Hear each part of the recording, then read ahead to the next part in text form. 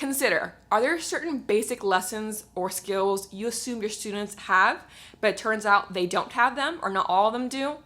In my class, there's 3 things in particular that I've added material for my students to help them learn how to do these things, even though I did not expect to do this.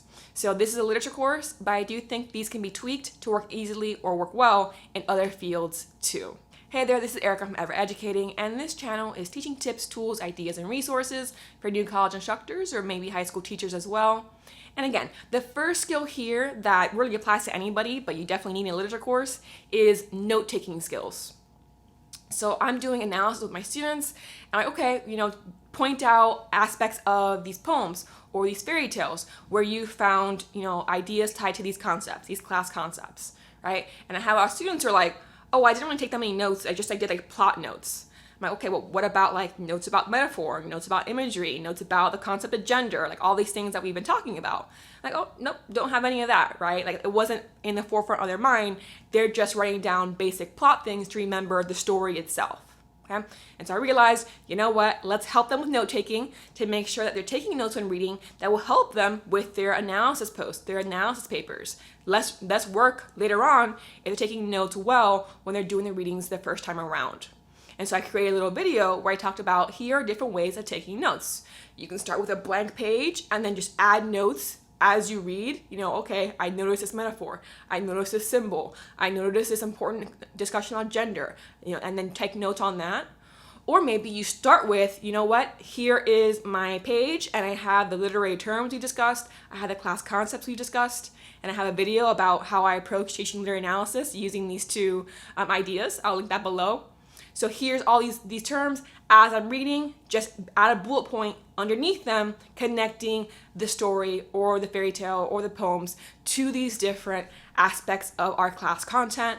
And then now I have all that ready to go. So when I say, hey, tell me about a metaphor in this fairy tale, you have it on your list, right? So basically here, first thing I do, here's some ways of note-taking to make life easier for you when it comes time to do your analysis writing.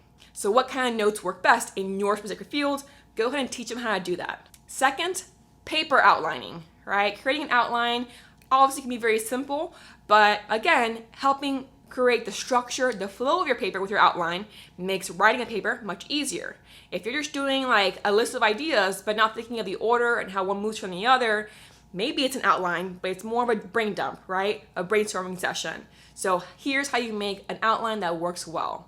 So you want to consider, I talked about another paper outline idea in an earlier video, okay? But in this case, it's how do you outline papers or projects to the best of your ability for this particular class or in general. So I actually teach them, okay, here's one version of how to outline, and here's the version I want you to use in my class. So outlining could be huge, again, for any field of study. And then third, a citation short guide. So in my case, it's an MLA citation short guide. But basically here, I show them Purdue OWL. We go over how to create all these citations. But we did that in the first writing composition course that I teach, because in my university, there's part 1 and part 2. So I'm in part 2. I'm assuming everybody knows how to do MLA citation because it should have been a major part of the earlier class. But maybe they forgot, maybe it wasn't a huge part of it like it was in my class, because obviously there's different instructors with different styles, maybe just weren't paying attention at that point in time. And so it's super key to know this, especially moving forward. But again, I can't assume knowledge from my students. So Purdue OWL is a huge website, super helpful, but there's so many examples of different types of citations. So what I've done is, I know in my class, we're doing usually books, movies, TV shows, academic journal articles, and maybe websites as far as what we're citing. So I actually have a short guide of, here are those specific examples to make a guide for you for MLA, right? This is what you're going to be using, the patterns you're using in order to create citations for a classroom, both in text and in the works cited. So basically, it didn't take that long to create. You can just copy and paste from a guide, right? Or from your own past writing and have, these are the specifics likely that you'll be using. And obviously if there's exceptions, then here's a link to that full guide. But this can be a shortcut for, most of the citations you do in this classroom. Okay, so that was a huge one for me that I didn't expect. I thought we covered this a lot last semester. Turns out we still need it this semester as well. Fine, here's a really short guide and you can use it when you're creating your citations.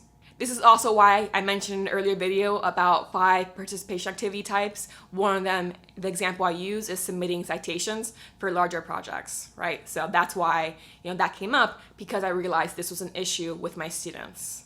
So those are 3 small things, right? Note-taking, outline creation, citation, that I assume they had knowledge in, and some do, right? But not all of them. So make it part of your classroom, do a little supplementary video or create a little guide so that they can be, doing the best they can in your particular class. So if you found this helpful, click like, subscribe if you haven't already, and I'll see you next time.